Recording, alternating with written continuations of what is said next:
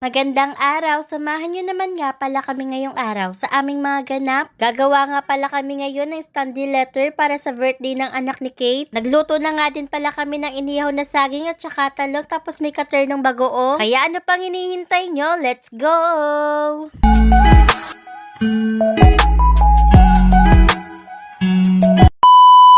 Hello mga karaketera! Good day, new life! Samahan nyo naman nga pala ako dito sa aming likod ng bahay. Gawa ng kukuha ko dito ng karton. Gagawa nga pala kami ngayon ng standee letter na gagamitin namin para sa first birthday ng anak ni Kate. Sabi ko nga ni Paladian kay Kate, kaysa naman nagbayad pa kami sa iba, kami na lang ang gagawa dahil napakadali laang naman. Kumuha na nga rin pala ako ng mga tali diyan. Gawa ng ibibigkis ko naman aring mga kahon kong naipot kasi dadalhin ko ito doon sa may bahay ni Kate. Syempre, para hindi ako mahirapan sa pagbitbit nito, kaya naman naisipan kong itali na lang. Kasi kapag ako'y naglakad mamaya, ito'y maglaglagan tapos dadamputin ko sa daan. Syempre, nakakahiya yun. Sayang naman yung beauty ko kapag ako'y magdadampot laang nito sa may daan. Uy, wala ka nun. Ako naman ay anak mahirap laang, kaya naman sanay na rin ako sa mga ganitong gawain. Roy, Diyos ko Lord, patawarin. Inabot na ako ng 30 years sa pagkakalas pa lang nitong tali. Apakaigting baga. Yung tali nga pala na gagamitin ko diyan, ay kinuha ko lang yan doon sa aming tindahan. Ito nga ni pala yung mga tali na ginamit doon sa mga kahon naming paninda. Buti na nga lang pala, pagka-aray nakalas na namin doon sa kahon na pinaglagyan ng paninda, hindi namin ito tinatapon dahil sabi nga namin magagamit pa rin naman ito. After 365 days, natapos ko na nga rin pala itong taliin. Tapos ito na nga rin pala ang bibitbitin ko mamaya. Papunta naman doon sa bahay ni Kate. Minsan nga pala, meron nga pala nahingi sa aming mga kahon. Buti na nga lang pala ay walang humingi ngayon dahil meron naman pala akong paggagamitan. Masok nga pala ako din kanina sa may loob, tapos lumabas na rin ako dahil kinuha ko lang naman itong walis dahil magwawalis ako dito sa aming likod ng bahay. Tuwing Sabado nga lang pala ako at Linggo nakakapagwalis din sa aming likod ng bahay kasi yun lang naman yung araw na wala akong pasok. Kaya naman kahit wala sa bokabularyo ko ang pagwawalis, ginawa ko na rin dahil minsan laang naman. Siyempre, anak mahirap ka na nga tapos hindi ka pa marunong sa mga gawaing bahay. Aroy, Diyos ko, patawarin ka na lang. Ilang isang magandang mahirap. Uy, mas maganda daw. Charot! Ay siya, pagbigyan na, minsan laang naman mag-assuming